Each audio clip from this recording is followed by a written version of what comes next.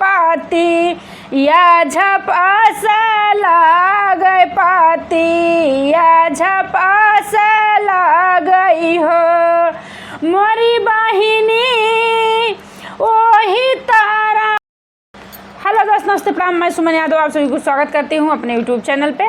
और आप सभी के बीच एक सोहर लेके आई, आप लोग फुल वॉच करके सुनिए, उसके बाद कमेंट में बताइए जरूर कि हमारा सोहर गीत कैसन लगा आप सबके। तो चलें हम सुनाओ थई। एक ही पेड़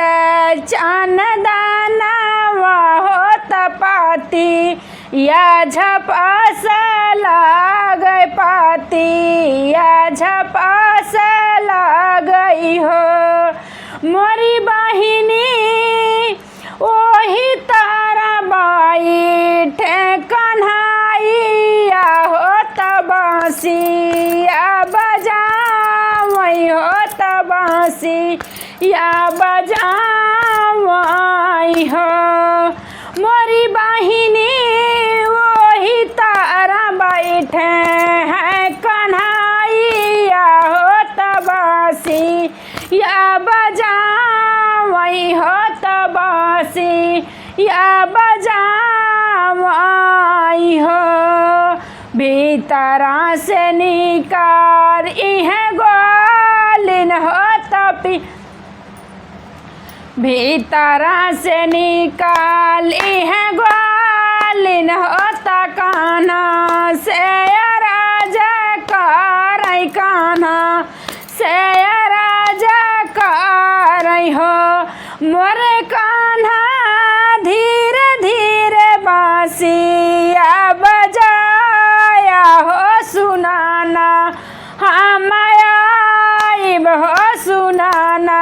हम आइब हो मोरे कान्हा धीरे धीरे बाँसिया बजाया हो सुनाना हम आइब हो सुनाना हम आइब हो एतनी बचाना सुन कान्हा तो ग्वालिन से राजा करै ग्वालिन से राजा करै हो। देखा कौने भाव में कृष्ण भगवान ग्वालिन से अर्ज करत हैं। मोरे ग्वालिन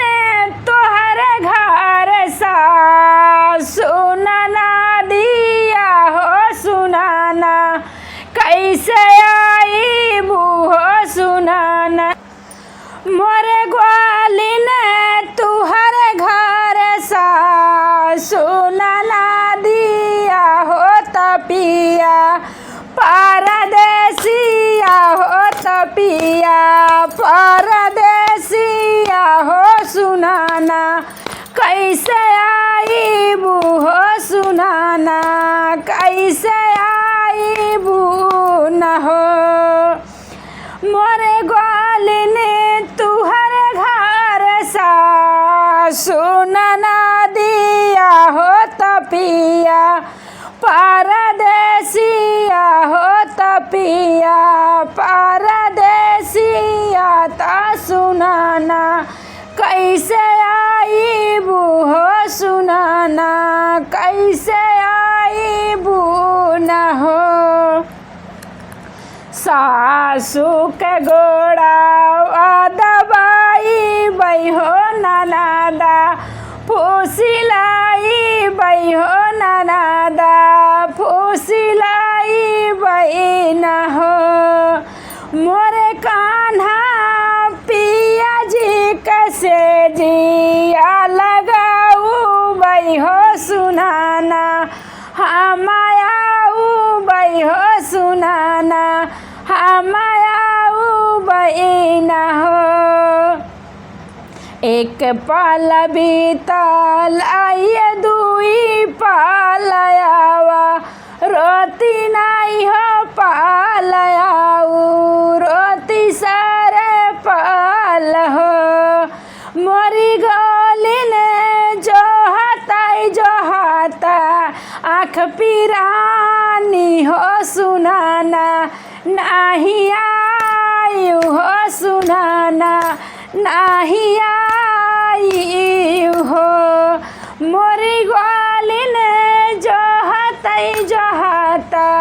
आँख पिरानी हो सुनाना नाही आई हो सुनाना नाही आई हो। सासु जैसा